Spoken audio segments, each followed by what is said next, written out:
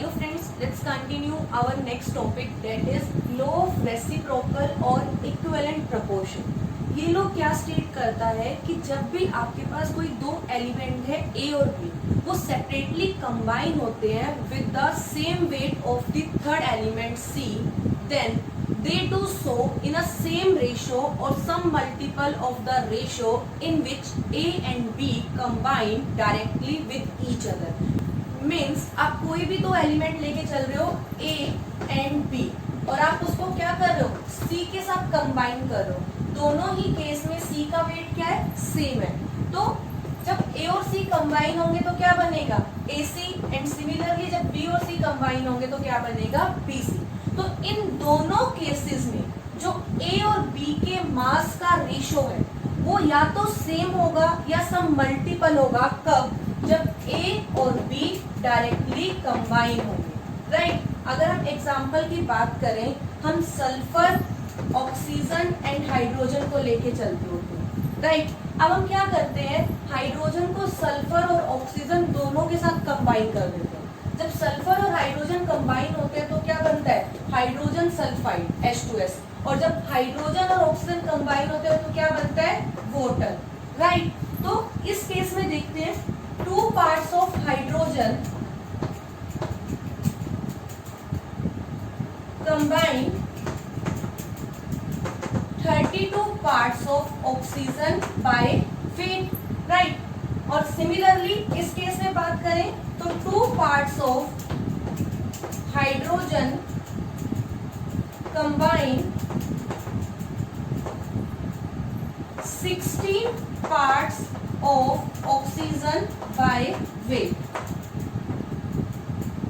Right. तो इस case में अगर हम किसका, सल्फर और ऑक्सीजन के मास का रेशो देखें तो कितना आएगा, 32 रेशो 16, दैट इज 2:1. राइट. और अगर हम सल्फर और ऑक्सीजन को डायरेक्टली कंबाइन कर दें तो क्या बनेगा, सल्फर डाइऑक्साइड. तो इस केस में देखें, 32 parts of sulfur combine 32 parts of oxygen by mass. Right. तो इन दोनों का रेशो निकाले, 32:32 कितना आया, 1:1. डेट मीन्स जो ये रेशो है और ये रेशो एक दूसरे से रिलेटेड है. कैसे रिलेशन निकाले, 2:1 अपॉन 1:1. तो कितना आ गया, 2:1. तो ये कुछ इसका क्या हो गया, मल्टीपल आ गया. तो इस तरीके से आप लॉ ऑफ रेसिप्रोकल और इक्विवेलेंट प्रोपोर्शन को क्या कर सकते हो, इलुस्ट्रेट कर सकते हो. राइट. अब बात आती है कि हम इसको इक्विवेलेंट प्रोपोर्शन क्यों कहते हैं. तो इस केस में जो आप मास ले रहे हो वो आप इक्विवेलेंट मास की बात कर रहे हो, तो that's why we call it law of equivalent proportion. हम इस टॉपिक पे न्यूमेरिकल की बात करें तो हमारा फर्स्ट न्यूमेरिकल है, hydrogen sulphide contain 94.11% sulphur, water contain 11.11% hydrogen and sulfur dioxide contain 50% oxygen.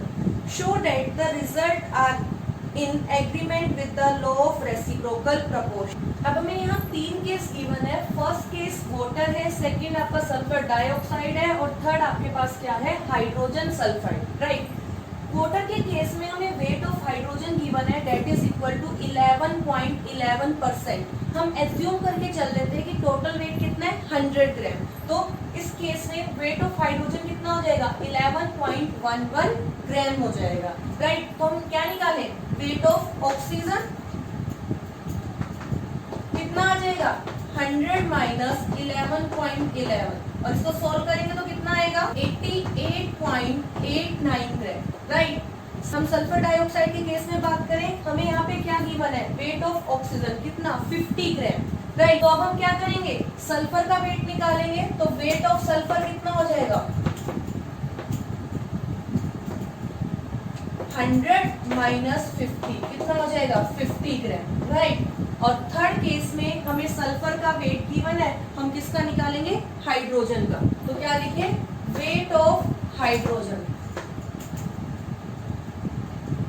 कितना आएगा 100 माइनस 94.11। इसको सॉल्व करें कितना आएगा 5.89 gram of oxygen combine 50 gram of sulphur. तो 1 ग्राम किससे कंबाइन होगी 50/50 और हमें किसके लिए निकालना है 88.89 ग्राम के लिए। कितना आ जाएगा मल्टीप्लाई कर दें 50 से 50 कैंसिल तो कितना आ गया 88.89 ग्राम आ जाएगा। राइट, अब हम क्या निकालेंगे the ratio between weight of sulphur and hydrogen that combine with 88.89 gram of oxygen. तो कितना आ जाएगा 88.89 ग्राम आपकी सल्फर थी और हाइड्रोजन कितना था आपका 11.11 ग्राम। तो इसका रेशो कितना आएगा 8:1।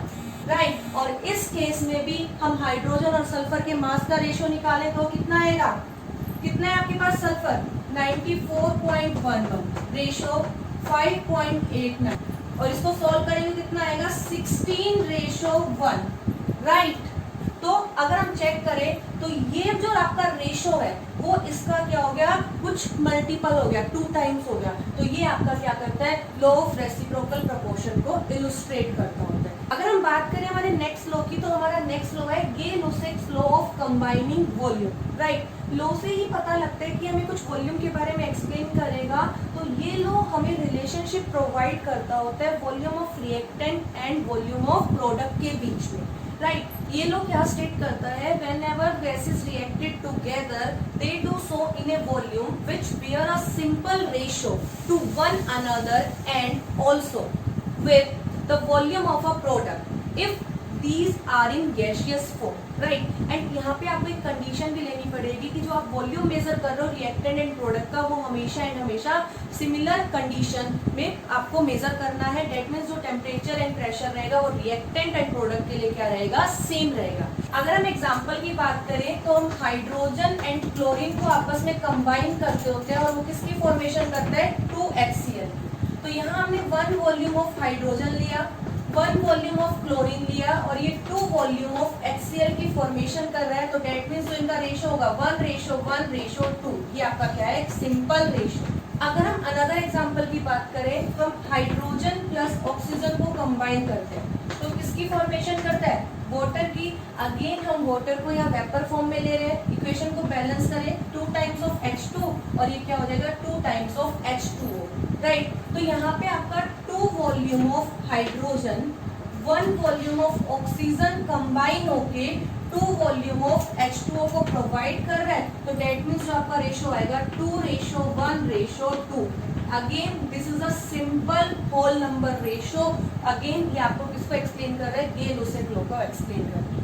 इस लॉ के लिए कंपलसरी कंडीशन है कि reactant and product both are in gaseous form. अगर एक भी आपका गैसियस फॉर्म में नहीं है तो ये लॉ आपका इलुस्ट्रेट नहीं होगा। हम एग्जांपल की बात करते हैं, अगर हम अमोनिया को हाइड्रोक्लोरिक एसिड के साथ कंबाइन कर दें दोनों को हम गैसियस फॉर्म में लेते हैं और ये कंबाइन होकर किसकी फॉर्मेशन करेगा NH4Cl की अमोनियम क्लोराइड की जो कि आपका सॉलिड फॉर्म में एग्जिस्ट करता हो। राइट, तो इस केस में जो आपका गे-लुसेक लॉ है वो एप्लीकेबल नहीं होगा, इलुस्ट्रेट नहीं होगा। अगर हम गे-लुसेक लॉ को अदर लॉ के साथ कंपेयर करें तो ये भी आपका प्योरली एक्सपेरिमेंटल है जैसे आपके अदर लॉ है। बट इसमें क्या प्रॉब्लम है कि आपके जितने भी लॉ थे लॉ ऑफ केमिकल कॉम्बिनेशन के उसको आप डोल्टन्स एटॉमिक थ्योरी की हेल्प से फाइंड आउट कर सकते हो, जबकि गे-लुसेक लॉ को हम डोल्टन्स एटॉमिक थ्योरी की हेल्प से फाइंड आउट नहीं कर सकते होते। अब हम बात करते हैं डोल्टन्स एटॉमिक थ्योरी की। हमें पता है कि हम मैटर को एलिमेंट मॉलिक्यूल एंड कंपाउंड की फॉर्म में क्लासिफाई कर सकते हैं, बट फिर भी हमारे पास कुछ क्वेश्चंस अराइज होते हैं कि डिफरेंट एलिमेंट्स आपके डिफरेंट क्यों होते हैं। सेकेंड थिंग, जब आपके एलिमेंट्स आपस में कंबाइन होते हैं तो वो कंपाउंड की फॉर्मेशन क्यों करते होते हैं एंड जो आपके कंपाउंड बनते हैं वो मिक्सचर से डिफरेंट क्यों है।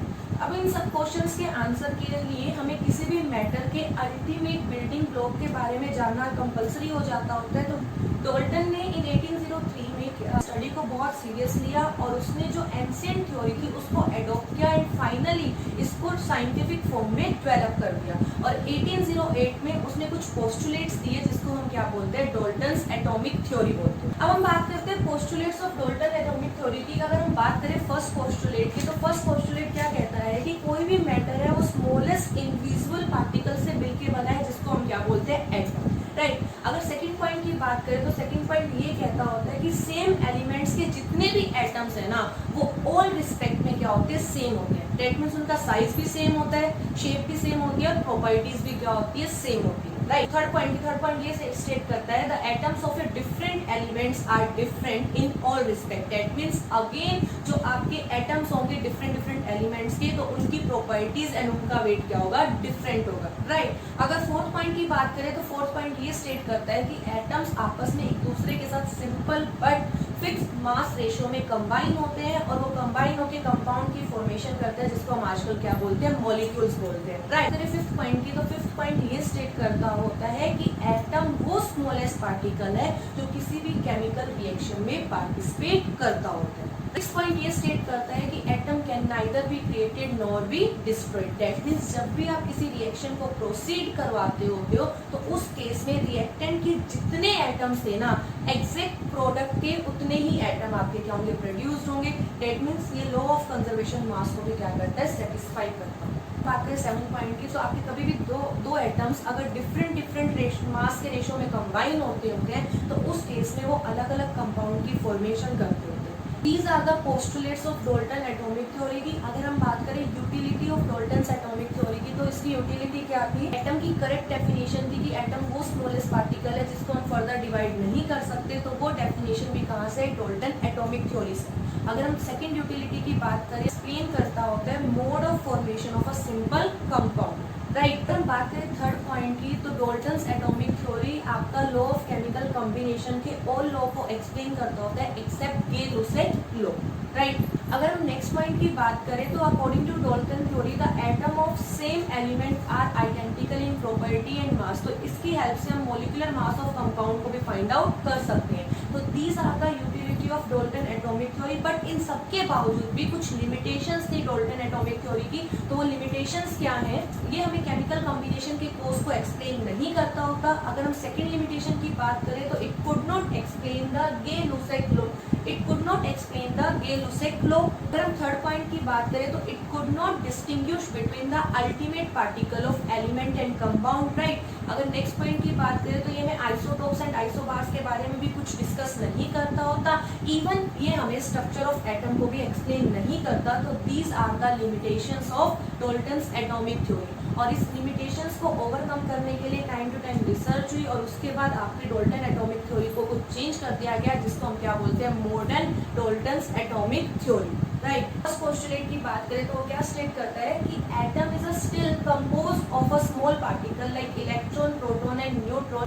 That means we can say atom is no longer invisible, right. अगर हम सेकंड पॉइंट की बात करें तो सेकंड पॉइंट ये स्टेट करता है कि atom of A same element may not be similar in all respected, they must have the different atomic mass, right। अगर हम बात करें एग्जांपल की तो क्लोरीन 35 एंड क्लोरीन 37 दोनों में एग्जिस्ट करता होता है और इसको हम क्या बोलते हैं, आइसोटोप्स बोलते हैं। तो ऐसे स्पीशीज जिनका सेम एटॉमिक नंबर होता है बट डिफरेंट मास नंबर होता है, ऐसी स्पीशीज आपकी क्या कहलाती होती है, आइसोटोप्स कहलाती होती है, राइट। और अगर हम थर्ड पॉइंट की बात करें तो atom of a different element have the same atomic mass, we can say isobar exist, right. अगर हम एग्जांपल की बात करें तो कैल्शियम का 40 होता है और आर्गन का भी हम 40 ले सकते हैं। नेक्स्ट पॉइंट की बात करें तो हम ये कह सकते हैं कि element of a different atom may not combined in a simple ratio, right.